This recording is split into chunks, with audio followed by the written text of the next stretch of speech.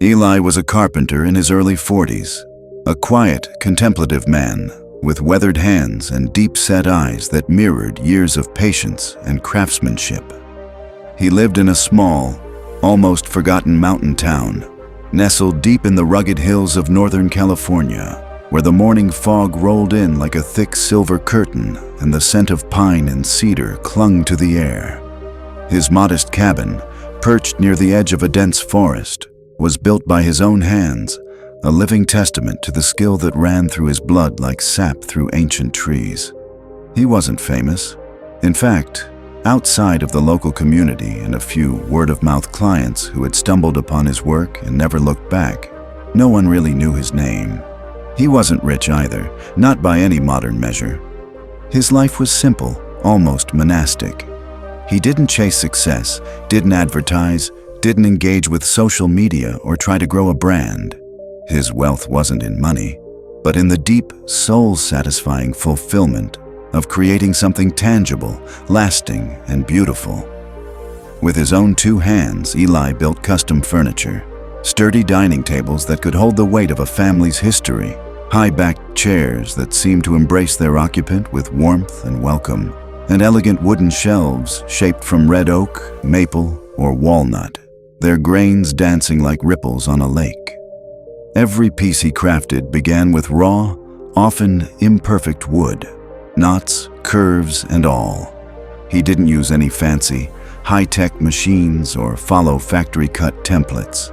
There was no hum of automation in his workshop, only the rhythmic sound of a handsaw moving through timber, the gentle scrape of a chisel, and the occasional hiss of a steaming mug of coffee set down on a well-worn workbench.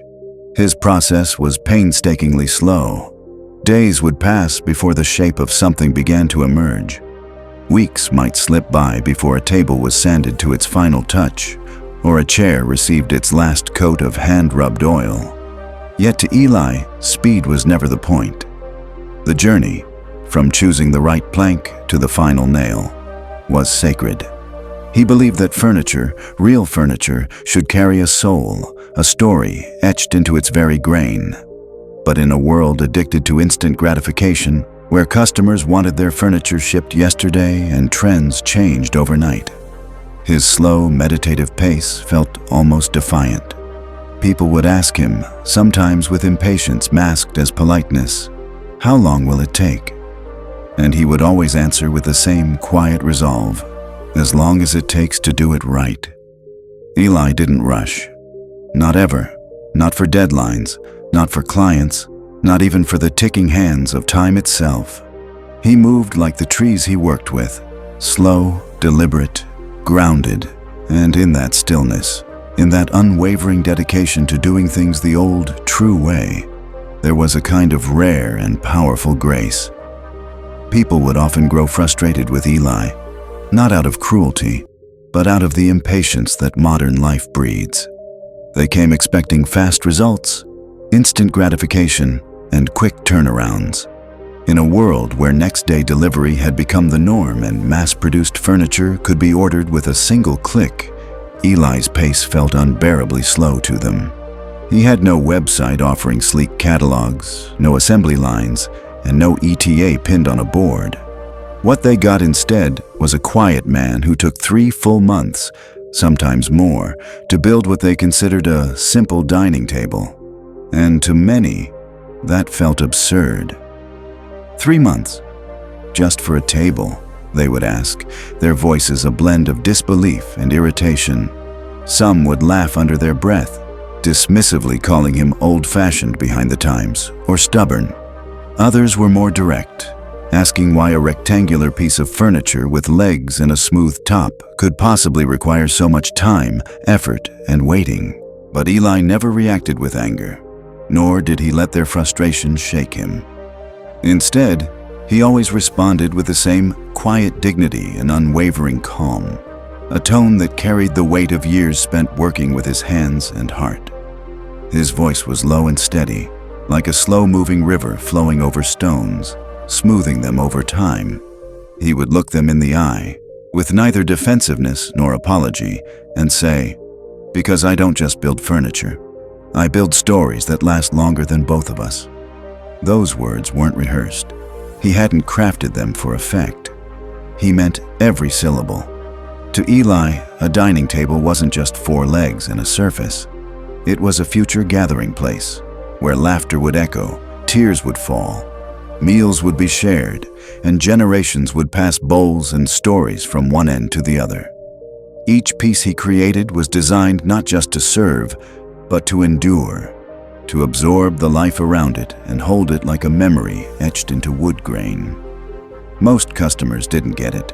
They didn't see the poetry in the process. They heard his words, maybe nodded politely, but the meaning slipped past them like wind through trees. To them, furniture was functional, a transaction, not a legacy. They were used to buying things fast and replacing them faster. His words fell into the same category as romantic nostalgia, quaint, maybe even charming, but not practical. But then there were the few, the rare, patient souls who did understand. They were the ones who stayed, who waited, who didn't complain or ask for updates every week. They were the ones who ran their fingers along the finished grain months later and felt something deeper, something rooted, timeless. And those customers, they never forgot Eli. Not because his work was perfect, but because it was personal. Because every table, every chair, every lovingly carved edge held within it a piece of his spirit, and in turn, reflected something of their own. To them, Eli wasn't just a craftsman. He was a storyteller who carved meaning into wood, and meaning, unlike fashion, never goes out of style. One summer, a young man named Trevor walked into Eli's workshop. He was about 26, wore flashy sneakers, and talked fast. He ran a modern interior design company and wanted a centerpiece table for a luxury cabin he was renovating up north. "I've got a deadline," Trevor said. 2 weeks, big client, high-end project. Need something that looks rustic but polished. Money's not a problem." Eli listened. He didn't say yes, he didn't say no. He just nodded slowly and asked, "Do you want something fast or something worth waiting for?" Trevor blinked. I mean, both, if possible. Eli smiled. Not possible. Out of curiosity, Trevor agreed to give Eli 8 weeks. Eli said he'd start by choosing the right wood himself. That alone would take a week. Trevor thought the guy was just being dramatic, but something about Eli's quiet confidence made him wait. Weeks passed. Trevor forgot about the table as other projects took over. Then one morning, exactly 8 weeks later, Eli called. "It's ready." Trevor drove out to the workshop, expecting something good, but not life-changing. He was wrong. There it was, a table that looked like it belonged in a museum. Thick redwood slabs, hand-sanded edges, visible rings that told stories of age and storms. The surface was smooth but alive. It didn't just look rustic, it felt ancient. Trevor ran his hand across it and said, "Where'd you find this wood?" Eli replied, "The tree fell over 12 years ago. Naturally, I waited 2 years before it was dry enough to use. Took me 10 years to find the right purpose for it. You brought the story." Trevor was stunned. "You've had this wood for a decade." Eli nodded. "Some things grow slow. Some things wait longer to be useful. But when they're ready, they're irreplaceable." That table became the soul of the cabin project. The client didn't just like it. They built the whole dining room around it. Months later, Trevor came back, not for more furniture, but for advice. He told Eli, "I used to rush every project. I thought speed was the secret, but since that table, I've learned to slow down, let things breathe. I've started seeing what I missed before." Eli smiled like he already knew. Then he pointed to the forest behind the workshop and said, "You know how long it takes a redwood tree to grow full height?" Trevor shook his head. "Up to 2,000 years, Eli said, "and they start slow, barely visible for the first 5. But once they root deep, nothing moves them. That's what patience does. It builds things that last." So friends, patience isn't about waiting. It's about how you wait, calm, steady, and without losing trust in the process. What grows slow often grows strong.